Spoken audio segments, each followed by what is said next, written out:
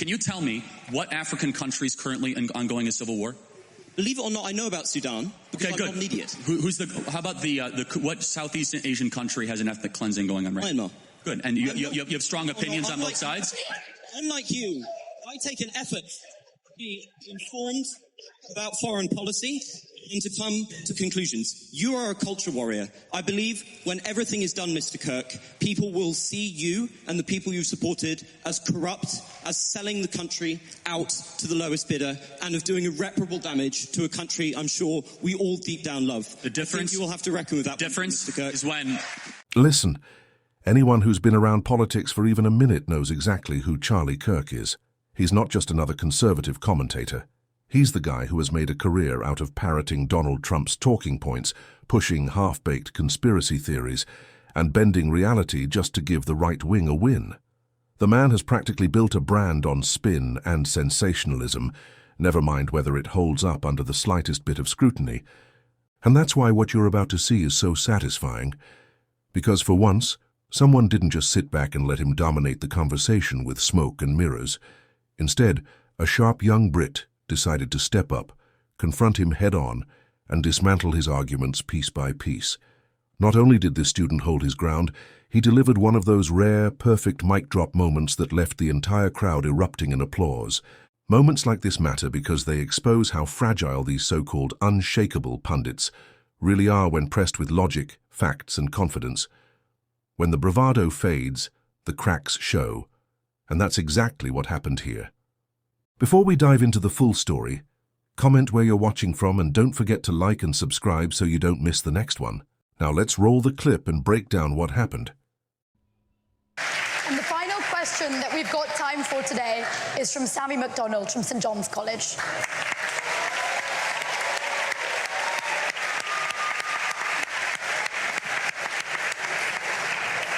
Good evening, Mr. Kirk. You've obviously devoted a lot of your life to electing, keeping in power Donald Trump, and you did so partly because you said Trump would put Americans first and take them out of foreign conflicts. Should we see how that is going at the moment? Currently, Trump has just accepted a $400 million debt from Qatar, which we're assured is perfectly above board. Billions in arms are going to Saudi Arabia, which they're using to bomb and starve Yemeni children. Not sure how that's in the interest of the United States, but it might be in the interest of the $5.5 billion deal his failed sons are receiving. At the same time, this great president of peace has greenlit mass killings not just in Yemen, but in Gaza, where he greenlit an invasion called Operation Gideon's Chariot with the express aim of wiping out the Gazan population. You promised to put America first. Haven't you and your ilk sold America out?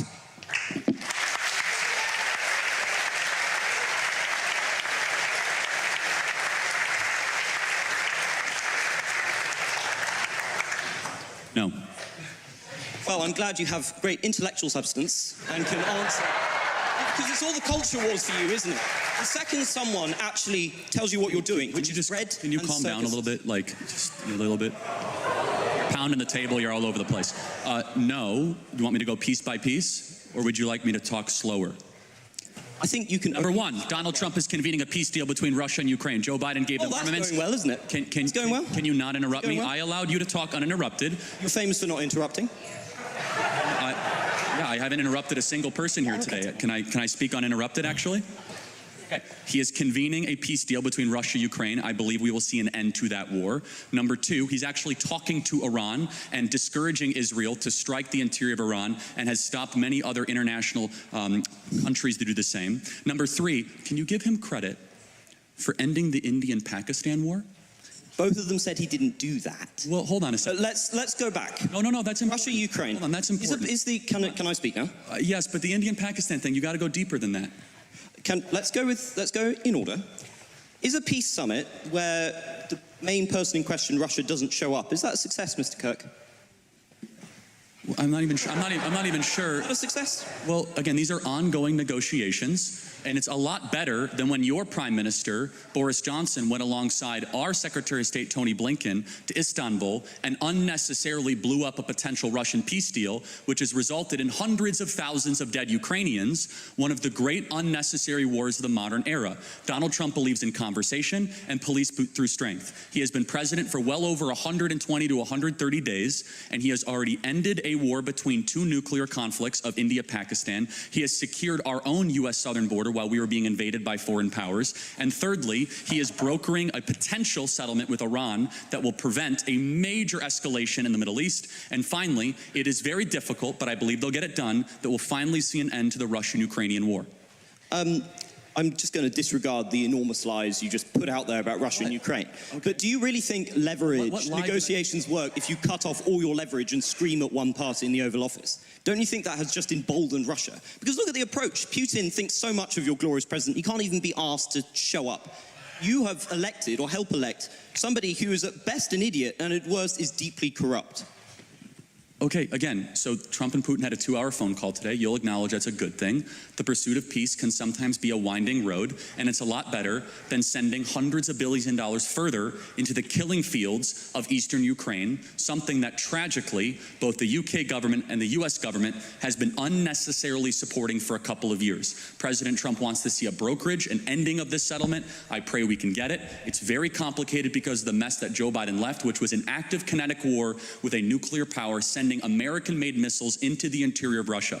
So President Trump has already ended a war. He's ended an invasion. He's only 130 days into this. And I believe, we do not know. At this point, we are merely speculating, which I think we should not spend our time doing that, because eventually one of us will be right. I believe we'll be right, and I believe we'll see an end to this war. Can we just talk about 100 billion's worth of weapons? Because you dodged my question on what was going on in the Middle East, where Trump has just signed enormous arms contracts with Saudi Arabia and with Qatar.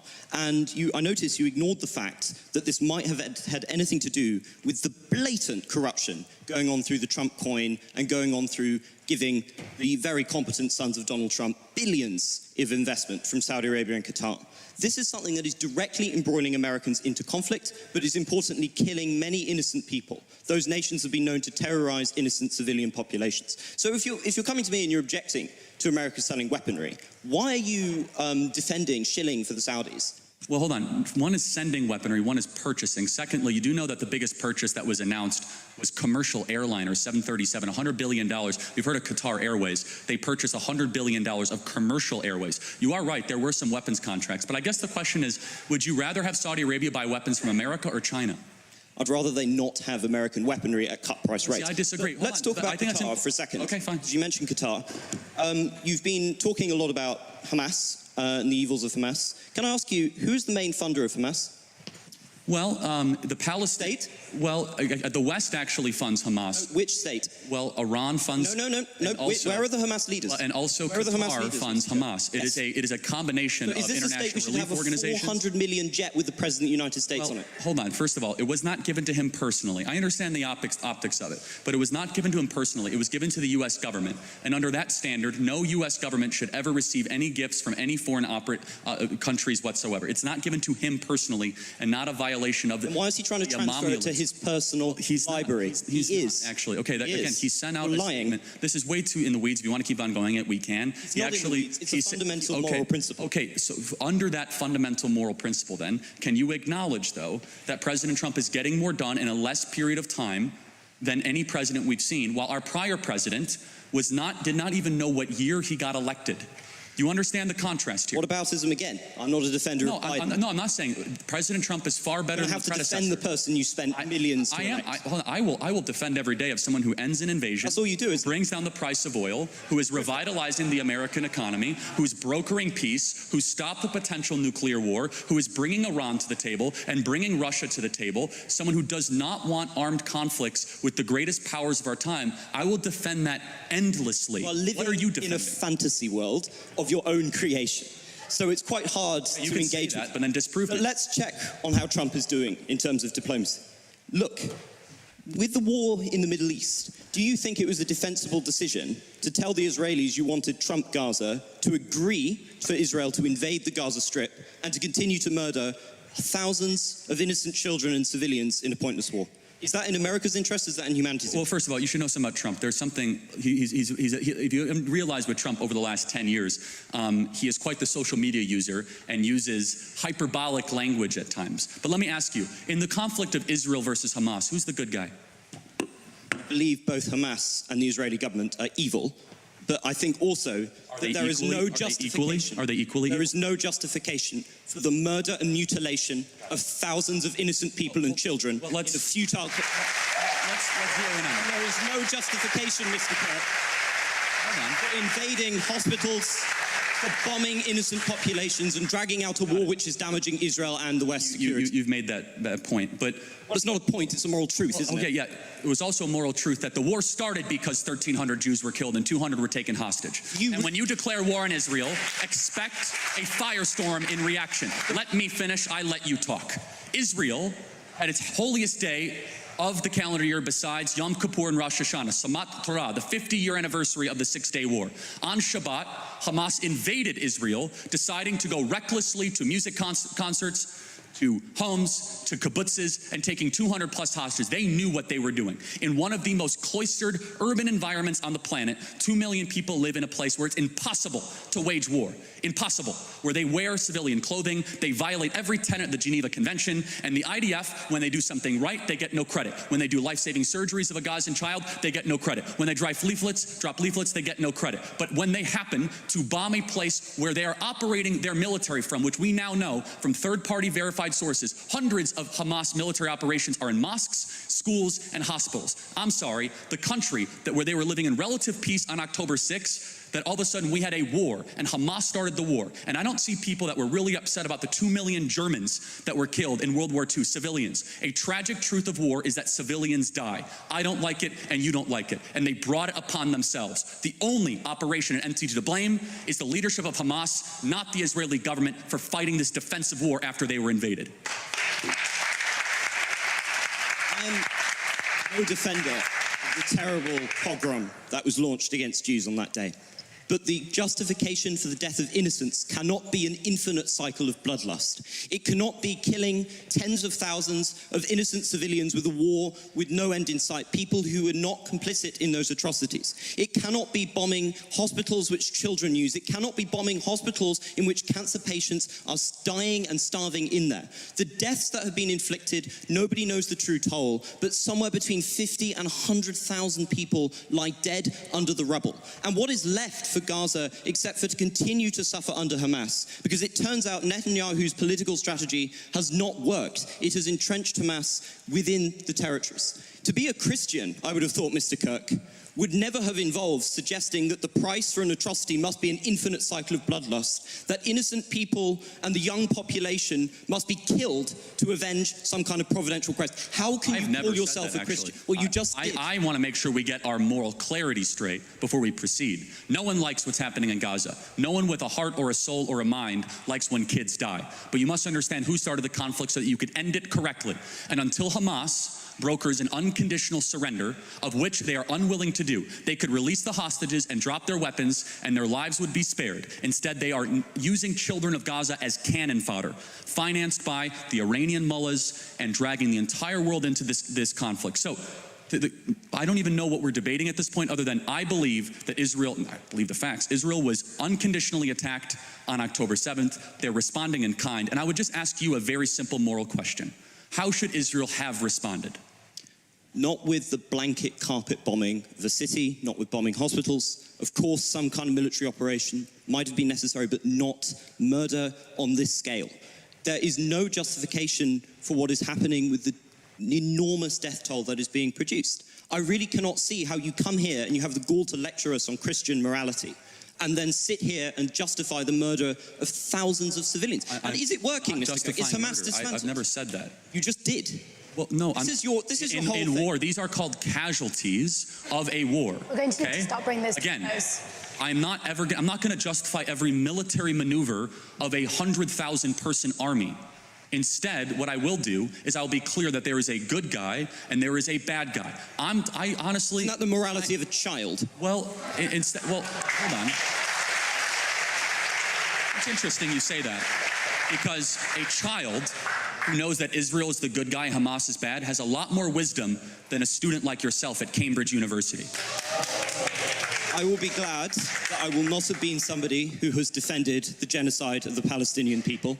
And I think you will have to reckon one day that you have reckoned with... Interesting. I want to close on this. So can you tell me what African country is currently ongoing a civil war? Believe it or not, I know about Sudan because I'm not an idiot. How about what Southeast Asian country has an ethnic cleansing going on right now? Myanmar. Good. And you have strong opinions on both sides? Unlike you, I take an effort to be informed about foreign policy and to come to conclusions. You are a culture warrior. I believe when everything is done, Mr. Kirk, people will see you and the people you supported as corrupt, as selling the country out to the lowest bidder, and of doing irreparable damage to a country I'm sure we all deep down love. The difference... I think you will have to reckon with that. The difference Mr. Kirk. is when...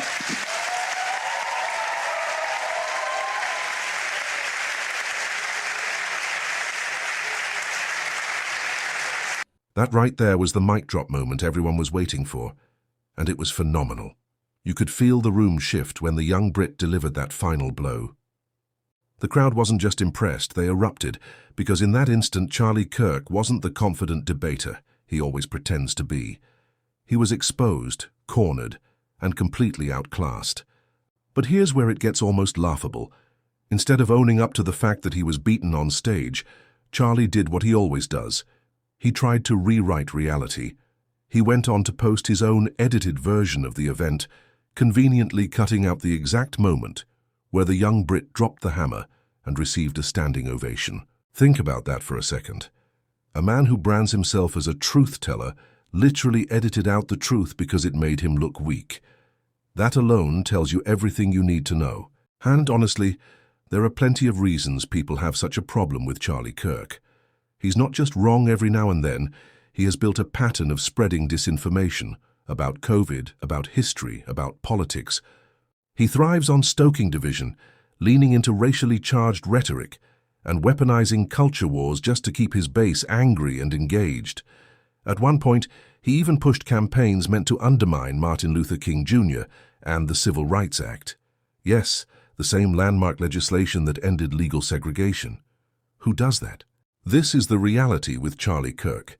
He doesn't just argue, he aligns himself with some of the most extreme and destructive ideas in the modern political landscape. And when someone finally stands up and dismantles him with logic and confidence, his response isn't to reflect or debate honestly, it's to censor reality by trimming the tape. Moments like this prove exactly why clips like these matter. They cut through the smoke, they reveal the manipulation, and they remind everyone watching that even the loudest voices can crumble when confronted with real pushback.